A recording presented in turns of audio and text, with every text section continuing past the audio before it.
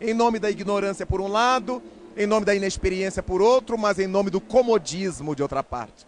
Imaginam muitas vezes que dando coisas aos filhos, dando moto, dando carro, dando games, eles estão conquistando o coração desses filhos.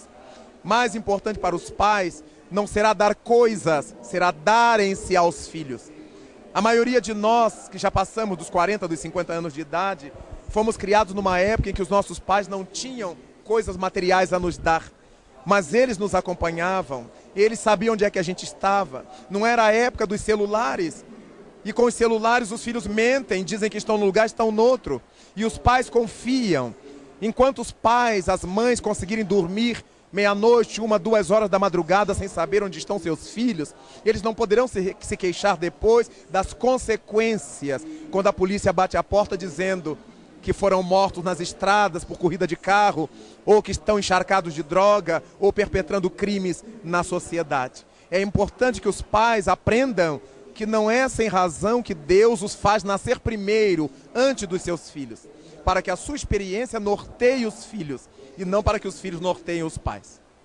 O homossexualismo em si, ele poderia ser encarado como gerado por atitudes novas, que provavelmente terão consequências, ou ela já é uma consequência eventual de vidas passadas? Ele seria uma causa ou uma consequência? E o que dizer para esses pais que teriam esse problema também, já em tenra idade, em observar esse tema rondando os seus filhos?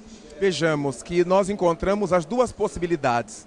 Nós encontramos pessoas que nascem, que vêm para a encarnação, carregando sérios dramas do seu passado, quando exploraram a sexualidade indevidamente, exploraram a sexualidade dos outros, usaram mulheres ou homens em prol dos seus interesses econômicos, financeiros, e esses voltam, depois de haver explorado a sua e a sexualidade dos outros, com essa necessidade de resgatar, por isso, as tendências que já são encontradas desde a infância dessas crianças.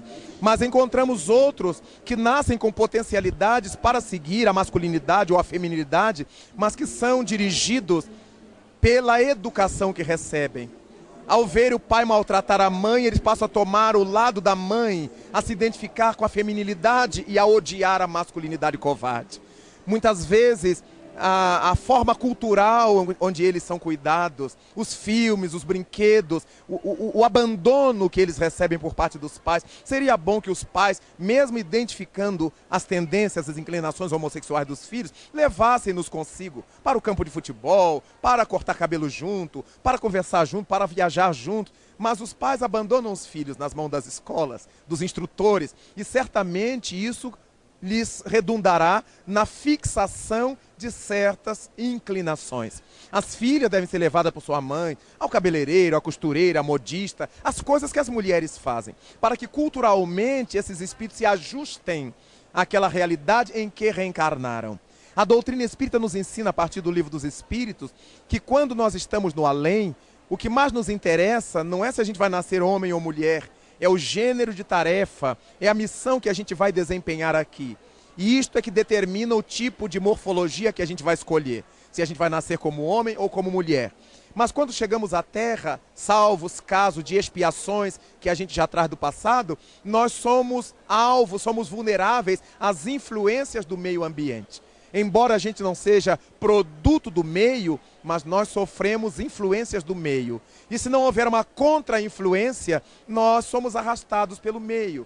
Raul, a gente agradece muito, mas não sem antes perguntar para você uma coisa da tua vida particular. E que também pode ser didático para algum jovem ou adulto mesmo, que já esteja sentindo presença dos espíritos, ouvindo vozes. Quando começou a tua mediunidade, como é que isso acontece e o que você diria para aqueles que estão começando a ter nuances já de um princípio de mediunidade, até para que não confundam com outras anomalias de ordem mental? No meu caso pessoal, eu comecei a registrar o mundo dos espíritos muito cedinho, na minha faixa dos 2 anos de idade, porque minha mãe era médium. Embora eu não tivesse tido tempo de conhecer o espiritismo, pois desencarnou muito cedo. Mas era médium e realizava em nossa casa atendimento às pessoas através de sua mediunidade. E desde a partir de onde eu me entendo por gente, e eu tenho consciência de mim, eu via os seres que vinham conversar com ela, e que eram seres espirituais, porque eu os via atravessando parede, descendo do teto.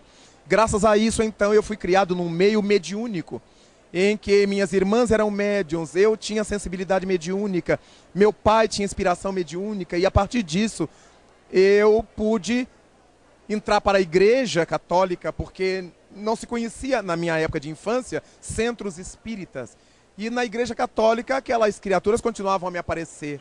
Embora o sacerdote dissesse que era o demônio, quanto mais eu orava, quanto mais lia a Bíblia, mais esses demônios me apareciam. E por causa disso, então, na minha adolescência, já nos meus 17 anos, eu tive a alegria de ser levado por um amigo a um centro espírita. Porque contando para ele o que eu vivia, ele me disse que no espiritismo isso se chamava mediunidade. E a partir dos meus 17 anos, na primeira vez que entrei num centro espírita, fiz a primeira exposição. A partir dali nunca mais deixei de ir. E há 40 anos sou espírita e digo àqueles em quem essa faculdade esteja eclodindo, para que procure uma instituição espírita séria, respeitável. Muito cuidado para não cair em mãos inescrupulosas, exploradoras, que vão cobrar, que vão fazer acontecer, que vão exigir coisas materiais. O espiritismo exige de nós a mente aberta, o coração afável, para ouvir as lições de Jesus Cristo e transformar definitivamente a nossa vida. E não dinheiro. Não dinheiro. Raul Teixeira, é muito prazer tê-lo no Contagiando para todo o Brasil. Um convidado tão ilustre e eu agradeço muito. Muito obrigado a todos os nossos telespectadores do Contagiando e até uma próxima vez, se Deus quiser.